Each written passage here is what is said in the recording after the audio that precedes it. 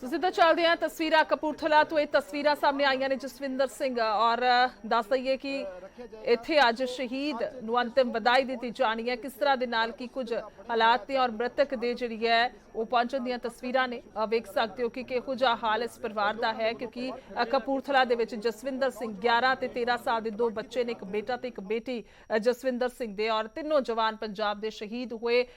ਗੱਲ ਕੀਤੀ ਜਾਵੇ ਤਾਂ ਜਸਵਿੰਦਰ ਸਿੰਘ, ਗੱਜਣ ਸਿੰਘ ਔਰ ਇਸ ਤੋਂ ਇਲਾਵਾ ਮਨਦੀਪ ਸਿੰਘ, ਸੋ ਤਿੰਨਾਂ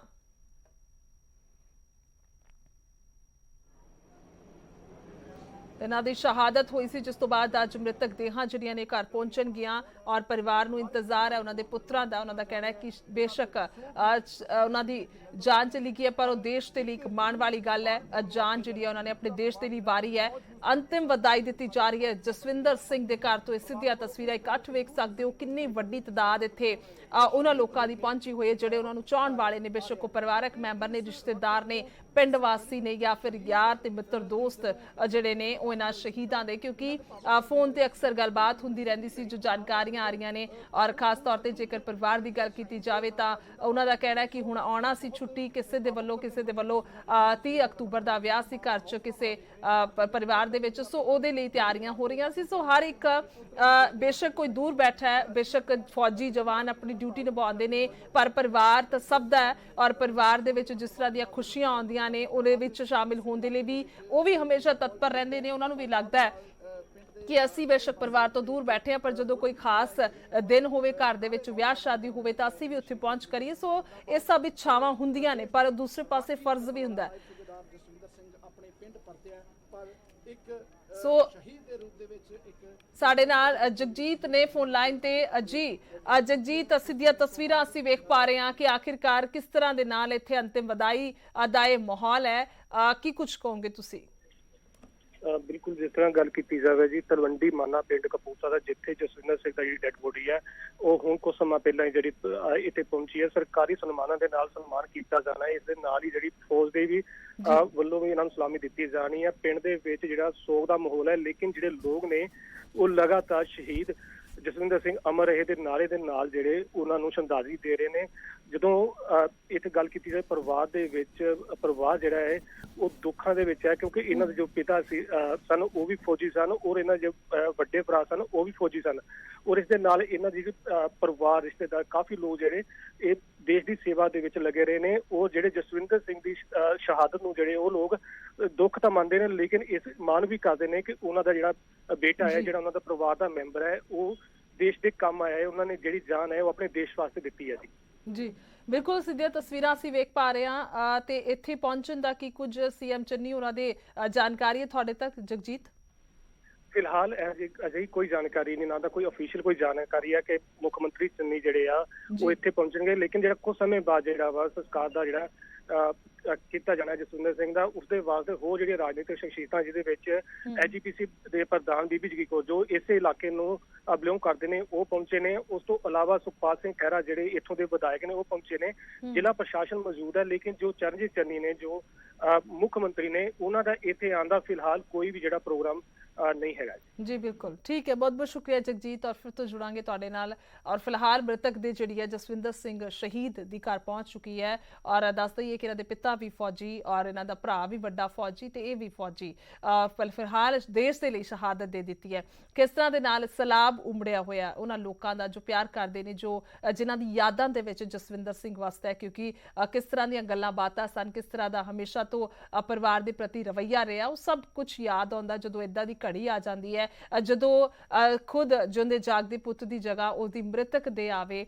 अंदाजा लाया जा सकता है कि कितना वड्डा एक पत्थर दिल ते रखना पैंदा, किहो जिहा वड्डा जिगरा करना पैंदा उस पुत की लाश नूं वेखण दे लई। और खास तौर पर क्योंकि हमेशा तो कई बार कहा जाता है कि जेकर कोई सरकारी नौकरी है तो बहुत वधिया उसकी जिंदगी बसर हुंदी है, सब कुछ ठीक हुंदा, पर जदों इस तरह दे नाल एक वड्डा जिगरा करना पैंदा, जदों इस तरह की शहादत की खबर आती है तो उत्थे अंदाजा लगता है कि कितना मुश्किल हो जाता है इहो जी घड़ी दे विच, खास तौर पर जदों आर्मी मैन फौजी होवे देश की रक्षा करते हुए शहीद हो जाए।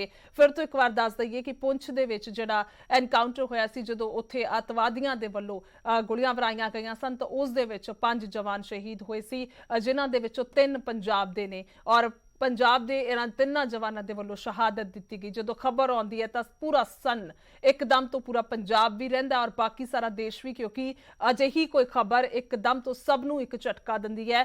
ਬੇਸ਼ੱਕ ਉਹ ਪਰਿਵਾਰ ਤਾਂ ਇੱਕ ਜਿਹੜਾ ਵੱਡਾ ਦੁੱਖ ਹੈ ਹੀ ਹੈ, ਪਰ ਆਮ ਲੋਕਾਂ ਦੇ ਲਈ ਵੀ ਬੇहद ਇੱਕ ਮੁਸ਼ਕਿਲ ਭਰੀ ਉਹ ਖਬਰ ਆਉਂਦੀ ਹੈ, ਕਿਉਂਕਿ ਹਰ ਇੱਕ ਦੇ ਵੱਲੋਂ ਇਸ ਦਾ ਦੁੱਖ ਦਾ ਪ੍ਰਗਟਾਵਾ ਕੀਤਾ ਜਾ ਰਿਹਾ। ਕਿਸੇ ਦੇ ਜਵਾਨ ਪੁੱਤਰ ਦੀ ਮੌਤ ਔਰ ਖਾਸ ਤੌਰ ਤੇ ਜਦੋਂ ਜਵਾਨ ਹੋਵੇ ਔਰ ਸ਼ਹੀਦ ਹੋ ਗਿਆ ਹੋਵੇ, ਸੋ ਉਸ ਤੋਂ ਬਾਅਦ ਨਮ ਅੱਖਾਂ ਦੇ ਨਾਲ ਹਰ ਕੋਈ ਅੱਜ ਵਿਦਾਈ ਦਿੰਦਾ ਹੋਇਆ ਨਜ਼ਰ ਆ ਰਿਹਾ ਹੈ। ਬੇਸ਼ੱਕ ਉਹ ਉੱਥੇ ਮੌਜੂਦ ਹੋਵੇ ਜਾਂ ਬੇਸ਼ੱਕ ਨਿਊਜ਼ 18 ਪੰਜਾਬ ਤੇ ਤਸਵੀਰਾਂ ਵੇਖਦੇ ਹੋਣ ਪੰਜਾਬੀ, ਸਭ ਦੀ ਅੱਜ ਅੱਖ ਨਮ, ਇਸ ਦੇ ਵਿੱਚ ਕੋਈ ਦੋ ਰਾਏ ਨਹੀਂ ਹੈਗੀ, ਕਿਉਂਕਿ ਹਰ ਕੋਈ ਵੇਖ ਪਾ ਰਿਹਾ ਕਿਸ ਤਰ੍ਹਾਂ ਦੇ ਨਾਲ ਮਾਵਾਂ ਔਰ ਪਤਨੀ ਜਿਹੜੀ ਹੈ, ਉਹਨਾਂ ਦਾ ਪਰਿਵਾਰ, ਉਹਨਾਂ ਦੇ ਪਿਤਾ ਇਸ ਵੇਲੇ ਆਪਣੇ ਪੁੱਤਰ ਨੂੰ ਖੁਦ ਅੰਤਿਮ ਵਿਦਾਈ ਦੇਣਗੇ। ਬਜ਼ੁਰਗ ਮਾਂ-ਬਾਪ ਜਦੋਂ ਆਪਣੇ ਪੁੱਤਰ ਨੂੰ ਵਿਦਾਈ ਦਿੰਦੇ ਨੇ ਤਾਂ ਕਿਹੋ ਜਿਹਾ ਉਹਨਾਂ ਦਾ ਉਸ ਵੇਲੇ ਹਾਲਾਤ ਹੋਣਗੇ, ਕਿਵੇਂ ਦਿਲ ਭਰਿਆ ਹੋਏਗਾ, ਇਹ ਅੰਦਾਜ਼ਾ ਲਾਣਾ ਵੀ ਬੇहद ਮੁਸ਼ਕਿਲ ਹੈ।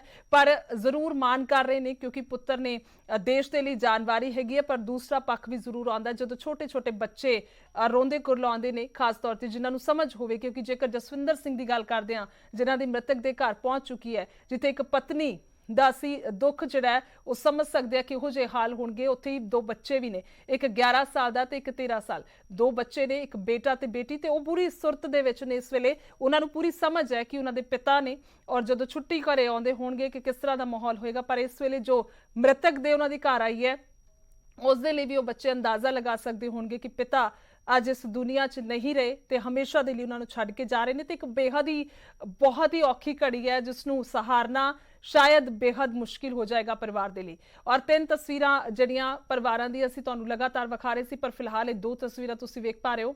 ਜਸਵਿੰਦਰ ਸਿੰਘ ਦੀ ਮ੍ਰਿਤਕ ਦੇ ਉਹਨਾਂ ਦੇ ਘਰ ਪਹੁੰਚ ਗਈ ਹੈ, ਇੱਕ ਟੁਕੜੀ ਪਹੁੰਚ ਗਈ ਹੈ ਫੌਜ ਦੀ ਜਿਹੜੀ ਸਨਮਾਨ ਦੇ ਨਾਲ ਉਹਨਾਂ ਨੂੰ ਅੰਤਿਮ ਵਿਦਾਈ ਦੇਵੇਗੀ ਔਰ ਉਹ ਸਾਰੇ ਲੋਕ ਵੀ ਪਹੁੰਚ ਗਏ ਨੇ ਜੋ ਅੰਤਿਮ ਵਿਦਾਈ ਦੇਣਗੇ ਨਮ ਅੱਖਾਂ ਦੇ ਨਾਲ ਔਰ ਦਿਲ ਦੇ ਵਿੱਚ ਆਪਣੀਆਂ ਯਾਦਾਂ ਲੈ ਕੇ ਜਸਵਿੰਦਰ ਸਿੰਘ ਦੀਆਂ, ਕਿਉਂਕਿ ਸਾਰਾ ਪਰਿਵਾਰ ਫੌਜ ਦੇ ਵਿੱਚ ਹੈ, ਸਾਰਾ ਪਰਿਵਾਰ ਦੇਸ਼ ਦੀ ਰਾਖੀ ਕਰਦਾ ਹੈ। ਪਰ ਦੇਸ਼ ਦੀ ਰਾਖੀ ਕਰਦੇ ਜਸਵਿੰਦਰ ਸਿੰਘ ਅੱਜ ਇਸ ਦੁਨੀਆ ਤੋਂ ਚਲੇ ਜਾ ਚੁੱਕੇ ਨੇ ਔਰ ਅੱਜ ਆਖਿਰਲੀ ਵਾਰ ਉਹ ਆਪਣੇ ਘਰ ਪਰਤੇ ਨੇ ਮ੍ਰਿਤਕ ਦੇ ਰੂਪ ਦੇ ਵਿੱਚ ਔਰ ਹੁਣ ਉਹਨਾਂ ਦੀ ਅੰਤਿਮ ਵਿਦਾਈ ਹੋਏਗੀ, ਅੰਤਿਮ ਸੰਸਕਾਰ ਕੀਤਾ ਜਾਏਗਾ। ਹਾਲਾਂਕਿ ਸੀਐਮ ਚਰਨਜੀਤ ਚੰਨੀ ਹੋਰਾਂ ਨੇ ਵੀ ਪਹੁੰਚਣਾ ਸੀ, ਪਰ ਫਿਲਹਾਲ ਕੋਈ ਅਫੀਸ਼ੀਅਲ ਜਾਣਕਾਰੀ ਤਾਂ ਨਹੀਂ ਆ ਰਹੀ ਹੈ।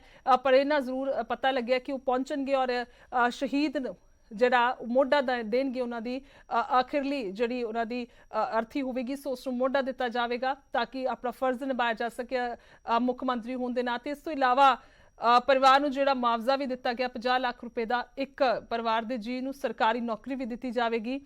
ਪਰ ਇਹ ਜਿਹੜੀ ਸਰਕਾਰੀ ਨੌਕਰੀ ਜਾਂ ਫਿਰ ਮੁਆਵਜ਼ੇ ਦੀ ਗੱਲ ਕਰੀਏ ਥੋੜੇ ਸਮੇਂ ਲਈ ਮਰਮ ਹੋ ਸਕਦਾ ਹੈ, ਥੋੜੇ ਸਮੇਂ ਲਈ ਇੱਕ ਅਜਿਹੀ ਇਹ ਕੋਈ ਜਿਹੜੀ ਹੈ ਉਹ ਹੋ ਸਕਦੀ ਚੀਜ਼, ਪਰ ਸਾਰੀ ਉਮਰ ਦੇ ਲਈ ਬੇहद ਮੁਸ਼ਕਿਲ ਹੋ ਜਾਂਦਾ ਹੈ ਜੀਵਨ ਬਸਰ ਕਰਨਾ, ਕਿਉਂਕਿ ਜਦੋਂ ਜਿਉਂਦਾ ਜਾਗਦਾ ਪੁੱਤ ਹੋਵੇ, ਮੋਢੇ ਦੇ ਨਾਲ ਮੋਢਾ ਲਾ ਕੇ ਖੜਾ ਹੋਵੇ, ਉਹ ਕਮਾਈ ਕਰੇ ਉਹ ਵੱਖਰੀ ਗੱਲ ਹੈ, ਪਰ ਦਿੱਤਾ ਹੋਇਆ ਪੈਸਾ ਜਾਂ ਉਸਦੀ ਦਿੱਤੀ ਹੋਈ ਸਰਕਾਰੀ ਨੌਕਰੀ ਜਦੋਂ ਪੁੱਤ ਉਸਦਾ ਕਰਦਾ ਹੋਵੇ ਤਾਂ ਉਹ ਇੱਕ ਵੱਖਰੀ ਗੱਲ ਹੈ। ਔਰ ਉਸ ਨੂੰ ਪਰਿਵਾਰ ਉਹ ਸਾਰੇ ਸਮਝਦੇ ਹੋਣਗੇ ਜਿਨ੍ਹਾਂ ਦੇ ਨਾਲ ਅਜਿਹਾ ਪਹਿਲਾਂ ਵਾਪਰਿਆ, ਉਹ ਸਾਰੇ ਸ਼ਹੀਦ ਪੰਜਾਬ ਦੇ।